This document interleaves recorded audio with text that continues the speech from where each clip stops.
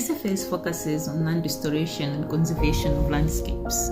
By initiating a partnership with the Kabuafu Farmers Trust, our role is to regenerate, restore, and conserve the indigenous woodlands that inhabit their landscape, and to do so with the community itself.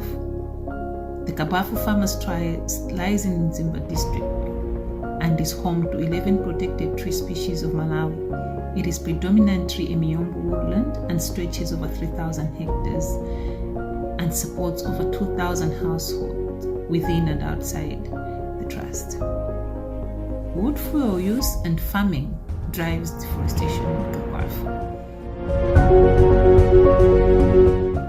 Similarly, extreme weather events are occurring more and often and with great intensity in the Kabuafu landscape. And the cows they live in their wake often spell severe hardship for the small-scale farmers in the area. SFS is helping in designing community-driven approaches to mitigate the effects of these shocks. The paramount chief of the area, Inkosi Mpelembe, and chairman of the trust, believes they can prevent the worst of these consequences through active efforts to increase the resilience of their system and community. He firmly believes this includes restoring a diverse range of tree species and crops to lessen the impact of failures and increase biodiversity to mitigate climate change, while drawing on traditional knowledge and practices. I wholeheartedly welcome the initiative, this project, so that we restore some of the lost forests through regeneration as well as the planting of trees. That would be a very welcome move for us in the area. And when you think of making a corridor linking up with Vaza and maybe up to Vipia, it would be marvelous to see such a project coming to fruition.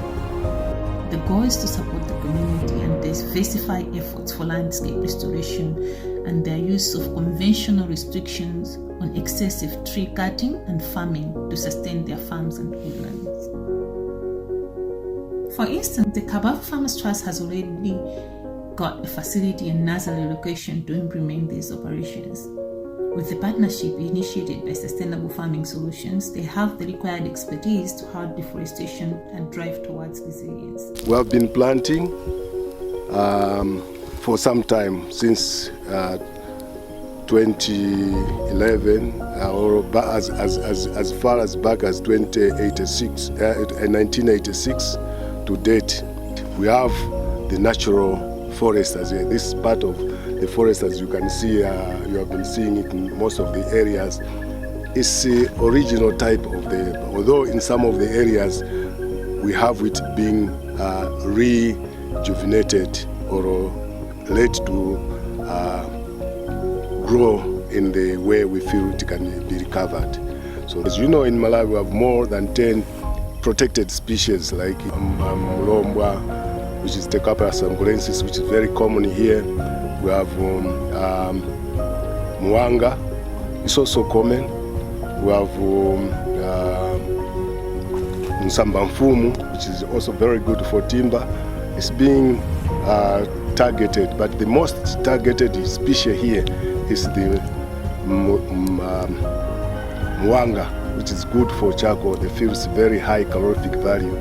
So we are worried of that, but we have I've got a team, patrolmen and so on, but people are people. At time when they are in recess, they go in, cut, and stock it. So we have been trying to control, but the pressure is very high. Inkosi Mpelembe believes they can drive their own solutions and create a corridor of indigenous woodlands, connecting Kabuafu to Nyika and Vaza national parks, driving sustainability and ecologically driven restoration in the area in the next 10 years.